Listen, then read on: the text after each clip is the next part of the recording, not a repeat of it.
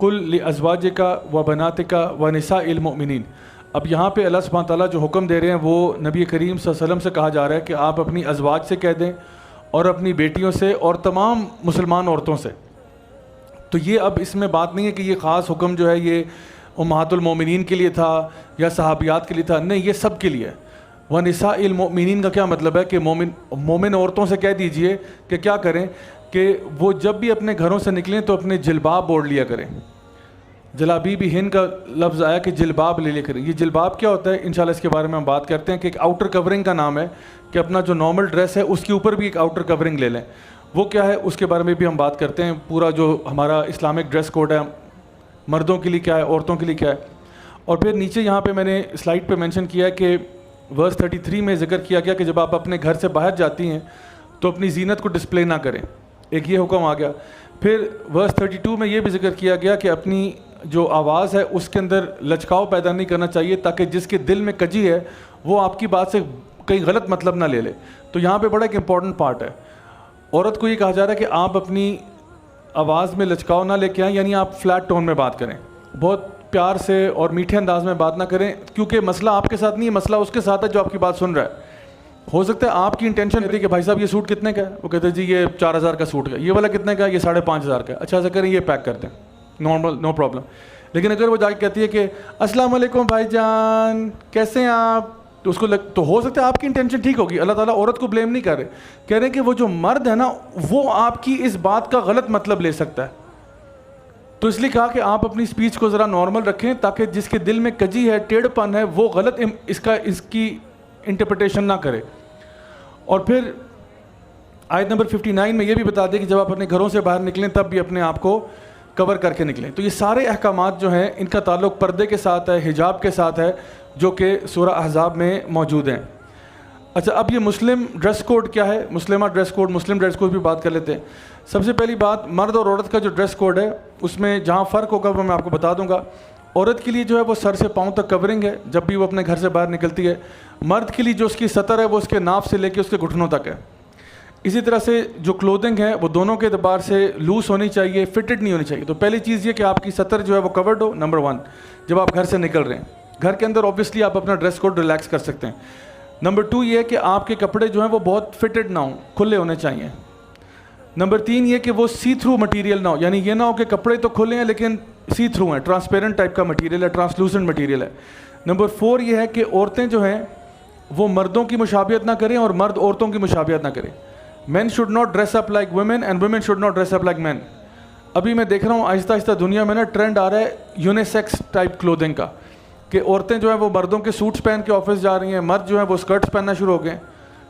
کچھ ابھی کسی نے شیئر بھی کیے تھے میرے ساتھ انسٹاگرام پہ، لڑکوں کے کچھ چیزیں آ رہی ہیں، آلموسٹ دلہن والا ڈریس لڑکوں کو پہنایا جا رہا ہے. عجیب و غریب قسم کے فیشن آ رہے ہیں. پھر 5ویں چیز یہ کہ آپ کے کپڑے جو ہیں آلدو آپ کو پراپرلی کور کرتے ہیں اور ٹرانسپیرنٹ بھی نہیں ہے لیکن اتنے فلیشی بھی نہ ہو کہ وہ آئی کیچنگ ہو جائیں، کہ وہ اٹریکشن کا مرکز بن جائیں. جس طرح مجھے یاد ہے آج سے کچھ سال پہلے UAE کی ایک پرنسس ہیں، انہوں نے اپنا عبایا سلوایا تقریباً کوئی 35 لاکھ کا، اس میں ڈائمنڈز لگے ہوئے تھے.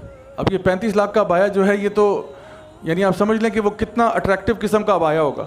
تو یہ اس کی روح کے خلاف ہے کہ جو عبایا کا مقصد تھا اس کو بالکل ڈیفیٹ کر رہی ہے. اور پھر ایسا نہ ہو نمبر 6 میں کہ آپ نان مسلمز کے سمبلز پہننا شروع کر دیں، یعنی آپ مسلمان ہیں، آپ نے گلے میں کراس ڈالا ہوا ہے یا اور اس قسم کے جو ہندوؤں کے سمبلز ہیں وہ آپ نے پہنے ہوئے ہیں یا کوئی ایسی چیز. تو ان چیزوں سے پرہیز کرنا. تو یہ 6 جنرل گائیڈ لائنز ہیں کہ ہم نے اپنے لباس کو کس طرح سے کور کر. سوچ لیں اللہ کتنا بڑا ہے. پھر یہ عظیم جو ہے یہ جہنم کے عذاب کے لیے استعمال ہوا ہے کہ جہنم کا عذاب جو ہے وہ عظیم ہے.